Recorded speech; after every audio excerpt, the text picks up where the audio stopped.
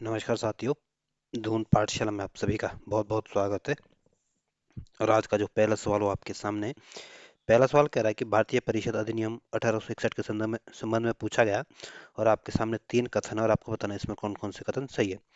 पहला कथन कह रहा है कि इस अधिनियम के फलस्वरूप गवर्नर जनरल की कार्यपालिका परिषद में कुल सदस्यों की संख्या 7 हो गई है।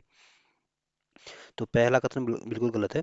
जो 1861 का जो अधिनियम था, इसमें आपके गवर्नर जनरल की जो कार्यकारी परिषद की कुल सदस्यों की संख्या जो हो गई थी, आपके 5 हो गई थी।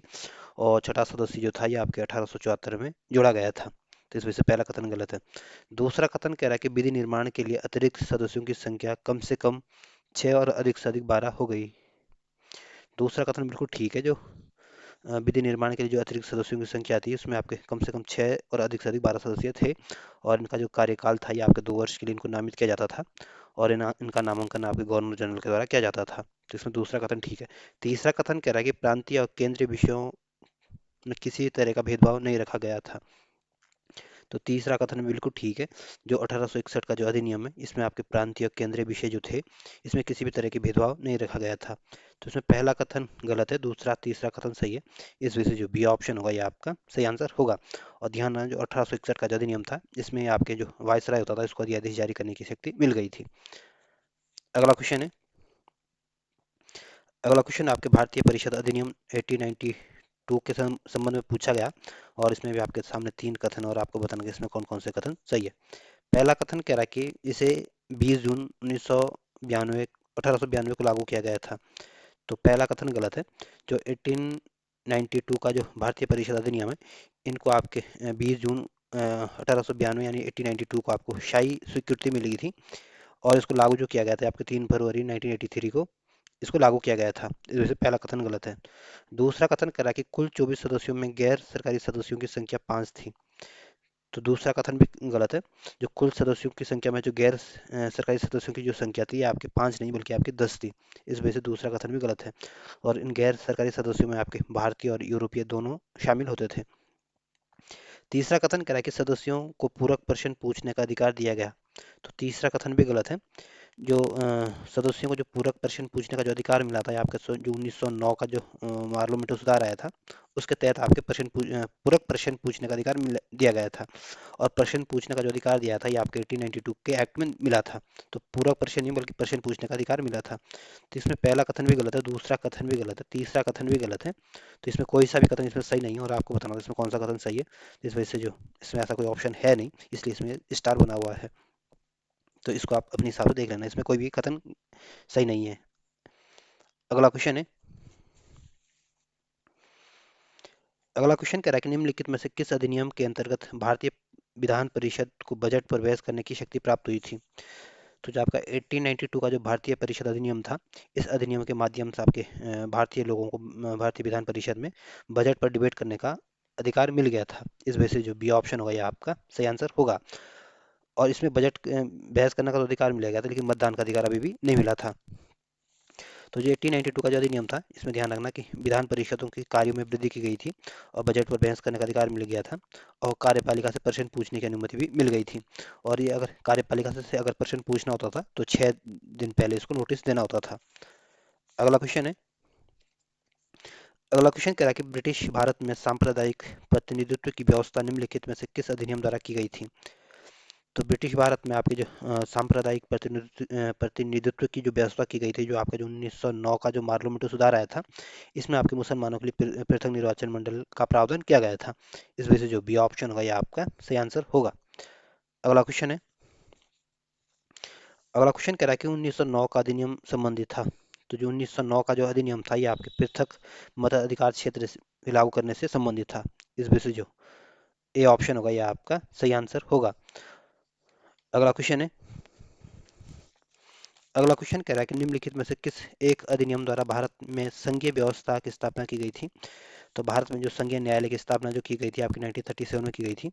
और ये 1937 में जो संघीय न्यायालय की स्थापना की गई थी, आपका जो 1935 का जो अधिनियम आया था, इस अधिनियम के माध्यम से संघीय न्यायालय की स्थापना की गई थी। और इसमें आपके कहीं भी 1935 का अधिनियम नहीं दिया गया है, यानी 1835 का अधिनियम नहीं दिया गया है। इस वजह से जो डी ऑप्शन होगा ये आपका सही आंसर होगा।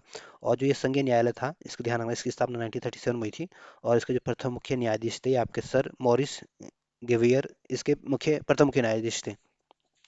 अगला क्वेश्चन है, अगला क्वेश्चन कह रहा है कि भारत का संघीय न्यायालय निम्नलिखित में से किस वर्ष स्थापित किया गया था। तो भारत में जो संघीय न्यायालय की स्थापना की गई थी आपकी 1937 में की गई थी। इस वजह से जो भी ऑप्शन होगा ये आपका सही आंसर होगा। अगला क्वेश्चन है, अगला क्वेश्चन कहता है कि केंद्र में द्वैध शासन किस अधिनियम के अंतर्गत स्थापित किया गया था। तो केंद्र में जो द्वैध शासन की जो शुरुआत की गई थी आपके जो 1935 का जो भारत सरकार अधिनियम था, इस अधिनियम के माध्यम से आपके केंद्र में द्वैध शासन की शुरुआत की गई थी। और प्रांतों में आपके द्वैध शासन की शुरुआत आपके 1919 का जो भारत सरकार अधिनियम था इसके माध्यम से की गई थी। और 1935 के अधिनियम में आपके अखिल भारतीय संघ की भी स्थापना की गई थी। प्रांतों में द्वैध शासन की शुरुआत की गई थी और केंद्र में द्वैध शासन के तहत आपके संघीय विषयों को दो भागों में बांटा गया था, आरक्षित विषय और हस्तांतरित विषय। तो इसमें जो सी ऑप्शन होगा यह आपका सही आंसर होगा। अगला क्वेश्चन है, अगला क्वेश्चन कह रहा है कि किस अधिनियम ने केंद्र में द्वैध शासन प्रणाली को स्थापित किया था। तो जो 1935 का जो भारत शासन अधिनियम था, इस अधिनियम के माध्यम से आपके केंद्र में द्वैध शासन प्रणाली को स्थापित किया गया था। इस वजह से जो ये ऑप्शन होगा ये आपका सही आंसर होगा। अगला क्वेश्चन है, अगला क्वेश्चन आपके 1919 का जो भारत शासन अधिनियम था उसके संदर्भ में पूछा गया और आपके सामने तीन कथन और आपको बताना कि इसमें कौन कौन से कथन सही है। पहला कथन कह रहा है कि प्रांतों की कार्यकारिणी सरकार में द्वैध शासन की व्यवस्था। तो पहला कथन बिल्कुल ठीक है। जो द्वैध शासन की जो शुरुआत हुई थी आपको 1919 के अधिनियम में शुरू हुई थी, इसमें आपके प्रशासनिक विषयों को आपके दो वर्गों में बांटा गया था। दूसरा कथन कह रहा है कि मुसलमानों के लिए पृथक सांप्रदायिक निर्वाचन मंडलों की व्यवस्था। तो दूसरा कथन गलत है। जो मुसलमानों के लिए जो पृथक सांप्रदायिक निर्वाचन मंडल की जो व्यवस्था की गई थी आपका जो 1909 का जो अधिनियम आया था उसमें की गई थी। तीसरा कथन कह रहा है कि केंद्र द्वारा प्रांतों में को विधायी शक्तियों का हस्तांतरण। तो तीसरा कथन भी बिल्कुल ठीक है। जो 1919 का अधिनियम था इसमें आपके केंद्र द्वारा प्रांतों को लिए आपकी विधायी शक्तियां को हस्तांतरण की गई थी। और जो 1919 का जो अधिनियम था इसका उद्देश्य था भारतीय शासन में भारतीयों की भागीदारी को बढ़ाना था। तो इसमें पहला कथन ठीक है, दूसरा कथन गलत है, तीसरा कथन सही है। इस वजह से जो सी ऑप्शन होगा यह आपका सही आंसर होगा। और ध्यान रखना ये 1919 का अधिनियम आपके इसका उद्देश्य भारतीय शासन में भारतीयों की भागीदारी को बढ़ाना था। और इस समय जो सचिव थे ये आपके एडविन मंटेग्यू थे और वायसराय आपके लॉर्ड चेम्सफोर्ड थे। और इसमें आपके राज्य के प्रशासनिक विषयों को दो वर्गों में बांटा गया था, आरक्षित विषय और हस्तांतरित विषय। जो आरक्षित विषय होते थे इसमें प्रांतीय गवर्नर और उसकी कार्यकारिणी परिषद के तहत रखे गए थे। और जो हस्तांतरित सब्जेक्ट होते थे इसका जो उत्तरदायित्व दिया गया था ये आपके प्रांतीय विधायिका के प्रति उत्तरदायी मंत्रियों को सौंपा गया था। और इसमें आपके केंद्र और प्रांतों के मध्य की शक्तियों का भी बंटवारा किया गया था। और 1919 के अधिनियम में आपके जो 1909 का जो अधिनियम था इसमें जो निर्वाचन क्षेत्र की जो पृथक निर्वाचन की क्षेत्र का जो विस्तार को स्थापित किया था उसका इसमें विस्तार हुआ था, क्योंकि इसमें आपके सिखों, यूरोपियों और भारतीय ईसाइयों को भी इसमें लागू किया गया था। अगला क्वेश्चन है, अगला क्वेश्चन कह रहा है कि भारतीय इतिहास के संबंध में द्वैध शासन सिद्धांत किससे संबंधित है या इसका क्या अर्थ है। तो भारतीय इतिहास में जो द्वैध शासन की शुरुआत हुई इसका मतलब द्वैध शासन होता है दो लोगों का शासन। और डी ऑप्शन कह रहा है कि प्रांतों में प्रायोजित विषयों को दो वर्गों में विभाजित करना। तो जो डी ऑप्शन होगा यह आपका सही आंसर होगा, क्योंकि 1919 के अधिनियम में आपके प्रांतों के जो प्रायोजित सब्जेक्ट इसको दो वर्गों में बांटा गया था, आरक्षित विषय और हस्तांतरित विषय। आरक्षित विषय था इसमें आपके प्रांतीय गवर्नर और उसकी कार्यकारी परिषद के तहत रखे गए थे। और जो हस्तांतरित विषय था ये आपके उत्तरदायित्व इसका उत्तरदायित्व आपके प्रांतीय विधायिका को के मंत्रियों को दिया गया था। तो जो डी ऑप्शन होगा ये आपका सही आंसर होगा। अगला क्वेश्चन है, अगला क्वेश्चन करा कि भारत सरकार अधिनियम 1919 में प्रांतीय सरकार के कार्य आरक्षित और अंतरिम ट्रांसफर्ड विषयों के अंतर्गत बांटे गए हैं।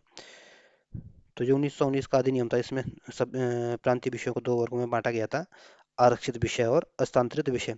तो आरक्षित विषय में आपको जो न्याय प्रशासन ये आपके आरक्षित विषय में रखा गया था, भू राजस्व भी आपके आरक्षित विषय में रखा गया था, पुलिस भी आपके आरक्षित विषय में रखा गया था, लेकिन जो स्थानीय स्वशासन है ये आपके हस्तांतरित विषय में रखा गया था। इस वजह से जो सी ऑप्शन होगा ये आपका सही आंसर होगा।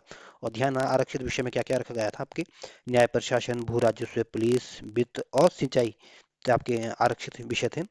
और हस्तांतरित विषय में आपके शिक्षा हो गया, स्वास्थ्य हो गया, कृषि हो गया, स्थानीय स्वशासन हो गया। अगला क्वेश्चन है, अगला क्वेश्चन कह रहा है कि किस अधिनियम ने प्रांतों में द्वैत शासन प्रणाली की स्थापना की थी। तो जो 1919 का जो भारत सरकार अधिनियम आया था, इस अधिनियम के माध्यम से आपके प्रांतों में द्वैत शासन प्रणाली की शुरुआत की गई थी। इस वजह से जो भी ऑप्शन होगा यह आपका सही आंसर होगा। अगला क्वेश्चन है, अगला क्वेश्चन कह रहा है कि प्रांतीय विधान पालिका प्रथम बार द्विसदनीय बनाई गई थी। तो जो 1919 का जो भारत सरकार अधिनियम आया था, इस अधिनियम के माध्यम से पहली बार आपके द्विसदनीय बनाई गई, दो सदन बनाए गए थे। और इसमें जो ऊपरी सदन होता था उसको आपके राज्य परिषद कहलाता था। और इस ऊपरी सदन का जो कार्यकाल होता था ये आपके 5 साल होता था। और जो निचला सदन होता था उसको आपके केंद्रीय विधानसभा कहते थे। और जो केंद्रीय विधानसभा होती है इसका जो अवधि होती है, इसका जो टाइम होता है, इसका जो अवधि साल होती थी 3 साल के लिए होती थी। तो पूछ सकते हैं कि द्विसदनीय व्यवस्था अपनाई गई थी 1919 का अधिनियम। और जो ऊपरी सदन था इसका समय 5 साल, और जो निचला सदन था इसका अवधि आपकी 3 साल थी। और इस अधिनियम में आपके दोनों सदनों में मनोनीत सदस्यों भी दोनों सदस्यों में आपके मनोनीत सदस्यों में से एक एक सदस्य आपके बराबर से निर्वाचित होने का वाले सदस्य भी होते थे। अगला क्वेश्चन है, अगला क्वेश्चन कह रहा है कि केंद्र में कौन सा एक्ट द्विसदनीय विधायिका लाया था। तो जो 1919 का अधिनियम आया था ये आपके द्विसदनीय व्यवस्था को लाया था। इस वजह से ऑप्शन आपका सही आंसर है। अगला क्वेश्चन है, अगला क्वेश्चन कह रहा है कि इसमें आपको बताना है कि दो कथन दिए गए हैं और आपको बताना है इसमें कौन कौन सा कथन सही है। पहला कथन कह रहा है कि 1919 के मांटेग्यू चेम्सफोर्ड सुधार में 21 वर्ष से अधिक आयु की सभी महिलाओं के लिए मताधिकार की संस्तुति की गई है। तो पहला कथन बिल्कुल गलत है। जो 1919 का जो अधिनियम आया था इसको आपके मांटेग्यू चेम्सफोर्ड सुधार के नाम से जाना जाता है। और इसमें आपके महिलाओं को पहली बार वोट देने का अधिकार दिया गया था। और इसमें आपके सभी महिलाओं को मत देने की संस्तुति नहीं की गई थी। इसमें सीमित वर्गों की महिलाओं को ही वोट देने का अधिकार मिला था। और ये अधिकार आपके वयस्क मताधिकार के आधार पर भी नहीं हुआ था। इस वजह से पहला कथन गलत है। दूसरा कथन कह रहा है कि 1935 के गवर्नमेंट ऑफ इंडिया एक्ट में विधानमंडल में महिलाओं के लिए आरक्षित स्थानों का प्रावधान किया गया था। तो दूसरा कथन बिल्कुल ठीक है। जो 1935 का जो गवर्नमेंट ऑफ इंडिया एक्ट आया था, इस एक्ट के माध्यम से विधानमंडल में महिलाओं के लिए सीटें आरक्षित की गई थी, या आरक्षित सीटों का प्रावधान किया गया था। तो इसमें पहला कथन गलत है, दूसरा कथन सही है। इस वजह से जो बी ऑप्शन होगा यह आपका सही आंसर होगा।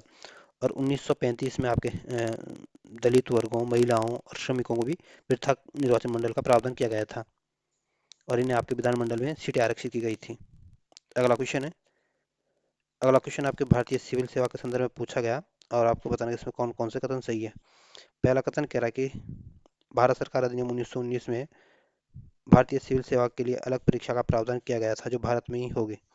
तो पहला कथन बिल्कुल ठीक है। जो 1919 का अधिनियम आया था इसमें भारतीय सिविल सेवा में सुधार किया गया था। और इसमें ये प्रावधान जो किया गया था कि इसमें आपके एक अलग परीक्षा का प्रावधान किया गया है जो कि भारत में होनी है। और भारत में जो सिविल सेवा का जो सबसे पहले एग्जाम हुआ था ये आपको 1922 में हुआ था। और ये आप सबसे पहले तो आपके इलाहाबाद में हुआ था, उसके बाद आपके दिल्ली में आयोजित किया गया था। दूसरा कथन कह रहा है कि भारतीय सिविल सेवा में 1941 में भारतीयों का प्रतिशत यूरोपियों से अधिक था। तो दूसरा कथन भी बिल्कुल ठीक है। तो पहला कथन दूसरा कथन दोनों ठीक है। इस वजह से सी ऑप्शन आपका सही आंसर होगा।